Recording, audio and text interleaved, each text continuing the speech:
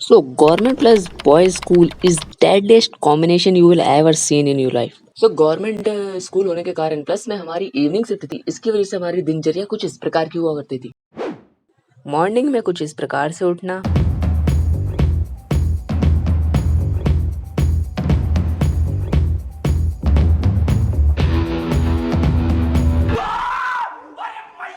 और फिर सीबीएसई की स्टडी करने के लिए एक नॉर्मल लोकल कोचिंग में जाके सीबीएसई क्लियर करने के लिए कोचिंग लेना, क्योंकि हमारा सिर्फ फोकस अभी सीबीएसई पे था। कोचिंग से आके एक शॉर्ट नैप लेना और फिर अपने इवनिंग शिफ्ट के स्कूल के लिए तैयार होना अपनी ड्रेस पहन के, और फिर अब स्कूल में जाके पूरे दिन मस्ती करना। और इस तरीके से हमारे पूरे दिन का शेड्यूल यहाँ पे पैक्ड रहता था। कुछ मिसिंग लग रहा है ना? पढ़ाई वो तो एग्जाम से एक दिन पहले स्टार्ट करते हैं।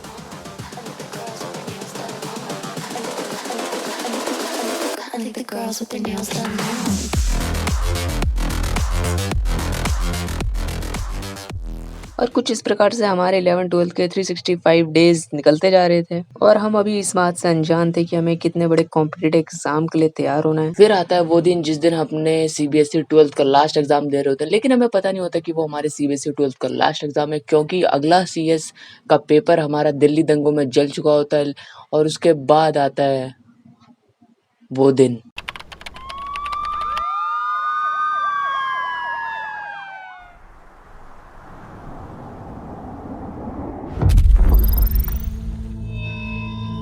हिंदुस्तान को बचाने के लिए, हिंदुस्तान के हर नागरिक को बचाने के लिए, आपको बचाने के लिए, आपके परिवार को बचाने के लिए घरों से बाहर निकलने पर पूरी तरह पाबंदी लगाई जा रही है। देश के हर राज्य को, हर केंद्र शासित प्रदेश को, हर जिले, हर गांव, हर कस्बे, हर गली मोहल्ले को अब लॉकडाउन किया जा रहा है। लाइफ में इतनी अनसर्टेनिटी होने के बाद हमने सोचा यार क्यों ना अब कुछ सीरियस होके सोचा जाए। हमारे पास 10-15 डेज का काफी अच्छा टाइम था यहाँ पे सोचने के लिए। अब पहले से ही मेरा जो है मन इंजीनियरिंग की तरफ था।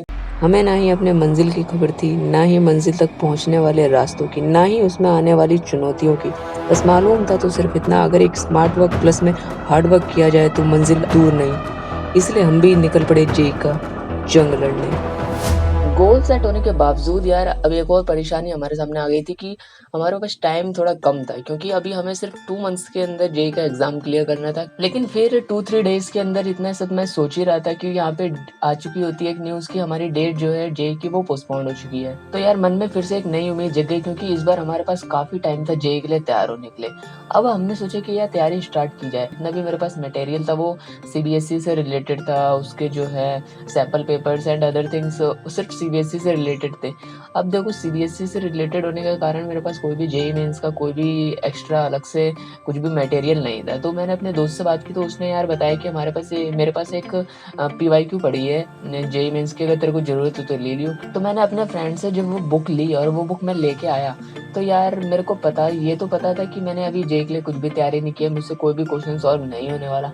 लेकिन यार ये मन का मानने वाला था। अगर कोई डेडिकेटली पढ़ाई करता है जेई के लिए तो कितना एक्साइटेड रहता है उसके क्वेश्चन सॉल्व करने के लिए। तो मैं भी काफ़ी ज़्यादा एक्साइटेड था उसके क्वेश्चन देखने के लिए, किस तरीके से उसके क्वेश्चन आते हैं, क्योंकि मेरे को लगता था कि मैं कोई भी क्वेश्चन उसको सॉल्व नहीं कर पाऊंगा, क्योंकि जेई मीन्स बहुत हार्ड होता है, बहुत जो है डिफिकल्ट होता है, वो प्रो लेवल के लोग ही सॉल्व कर पाते हैं। पहले मेरा ऐसा मानना था, क्योंकि भाई मैं एक सीबीएसई वाला बच्चा था। हमारा क्या सीन है कि हम पढ़ते हैं फिर भूल जाते हैं। सीबीएसई के बच्चे हैं तो मतलब एवरेज टाइप बच्चे होते हैं हम लोग, हमसे जेई मीन्स सॉल्व नहीं होगा ऐसा मैं सोचता था। अब मैथ्स का वो क्वेश्चन मैंने खोला और वो क्वेश्चन इंटीग्रेशन पे बेस्ड था।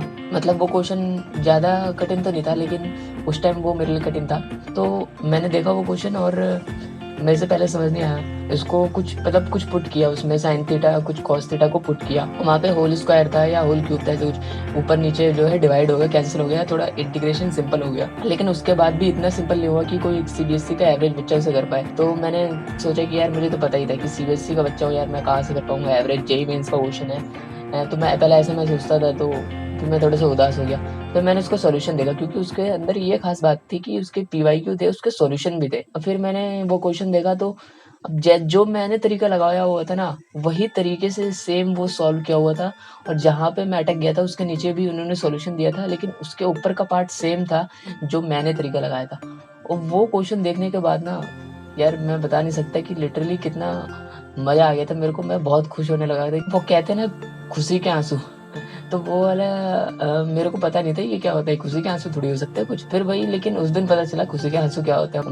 मैं मतलब तैयार हो चुका था अब जेईई मेंस को क्रैक करने के लिए और मतलब उसको जो है उसके बारे में जो है जितना भी डर था मेरे को धीरे-धीरे कम होने लगा था। तो मैं बिल्कुल ही तैयार हो चुका था जेईई मेंस के लिए। अब देखो जेईई मेंस पोस्टपोन्ड होते-होते कम से कम 4 से 5 मंथ्स पोस्टपोन्ड हो गया था। 12th का कॉन्सेप्ट मेरे को अच्छा खासा पता था और मेरे को 11th का मैं भूल रहा था क्योंकि यार मैंने बताया ना मैं एवरेज सीबीएसई जो है एक स्टूडेंट हूँ, सीबीएसई का एवरेज उस टाइम था। तो यार मेरे को 11th का मैं भूल चुका था कॉन्सेप्ट काफ़ी चीज़ें। तो 11th का कॉन्सेप्ट याद करने के लिए अब हमने सोचा कि यार 11th के 3 सब्जेक्ट था फिज़िक्स, केमिस्ट्री, मैथ्स। तो हमारी कैलकुलेशन के अकॉर्डिंग कि मैंने ये सोचा कि सबसे पहले 11th को खत्म कर लेता हूँ क्योंकि वो होता है बेस, ठीक है? साइंस का वो होता है बेस, फिर 12th को खत्म कर लेंगे, थोड़ा बहुत जो भी है एक्स्ट्रा प्रैक्टिस कर लेंगे। हाँ, तो फिर हमने ये सोचा कि एक मैथ्स का एक चैप्टर और फिज़िक्स का या फिर एक केमिस्ट्री का चैप्टर हम सॉल्व कर देंगे एक दिन में, ठीक है? मतलब उसको जो है अच्छे से खासा उसको पढ़ लेंगे सीबीएसई की बुक से, एनसीईआरटी से या फिर अपने पास मैथ्स के लिए एडिशन में हुआ करती थी और ये अपने पास एसएल अरोड़ा हुआ करती थी फिजिक्स के लिए। मेरे को सिर्फ इतने ही बुक्स का नाम पता था, मुझे तो एससी फॉर्मा पता भी नहीं था क्या होते हैं। बस मेरे को ये पता था एसएल अरोड़ा है और ये केमिस्ट्री में एनसीईआरटी ही है और मैथ्स के लिए एडिशन में, बस इतना मेरे को इनिशियली पता था। तो हम सॉल्व करने लगे तो मतलब हो जाता था सॉल्व, ठीक है? इसमें एक दिन में मैथ्स और यहाँ पे फिर फिजिक्स फिर केमिस्ट्री। तो 2 मंथ्स हमें लग गए 11th का पूरा सिलेबस कंप्लीट करने में। अब मैंने 1 मंथ लिया 12th का सारा दोबारा रिवाइज करने में और अच्छे से मेरे को पूरा सीबीएसई का सब चीज़ आगे समझ अच्छे से, मतलब कि एक-एक चीज़ें मेरे को सीबीएसई से का अगर कोई पेपर लिखवा ले तो सारे पेपर में 95 प्लस आएँगे, मतलब इतना अच्छे से आ गया था। अब फिर यार मैं क्वेश्चन लगाने बैठा। अब मेरे से क्वेश्चन ही सॉल्व नहीं हो रहे, मेरे को समझ नहीं आ रहा क्यों, वही मैं पीवाईक्यू कर रहा था 14, 15, 16 ईयर्स के, उसके अंदर दिए होते मेंस के। क्वेश्चन कर रहा, हो ही नहीं रहा क्वेश्चन, समझ नहीं आ रहा क्यों? मैथ्स के करता, मैथ्स के भी नहीं होते, फिर केमिस्ट्री के करता, केमिस्ट्री के नहीं होते, मतलब एक के बाद एक गलत होते जा रहे क्वेश्चंस, मतलब समझ नहीं आ रहा क्या हो रहा। मतलब मैं एक क्वेश्चन करता, उसका हो जाता, फिर नीचे के 10 क्वेश्चन नहीं होते, फिर एक क्वेश्चन होता, फिर 10 क्वेश्चन नहीं होते, तो इस तरीके से बीतते जा रहे थे दिन और मेरे को समझ नहीं आ रहा था। मैंने कम से कम अप्रॉक्स 10 डेज़ के आसपास रोज़ मैं ऐसे क्वेश्चंस करता और मैंने सारे पीवाईक्यू देख लिए। मुझसे सिर्फ़ एक पेपर में 2 से 3 क्वेश्चन हुआ करते थे और होते ही नहीं थे क्वेश्चन। मुझे समझ नहीं आ रहा ऐसा क्यों हो रहा है? मैंने जब सारा सिलेबस पढ़ लिया, सारा चीज़ें पढ़ ली, सारे अच्छे से पढ़ लिए, उसमें एनसीईआरटी का देखता हूँ तो सब चीज़ आता ही है मेरे को, तो ऐसा क्यों हो रहा है कि मेरे से क्वेश्चन नहीं हो रहे?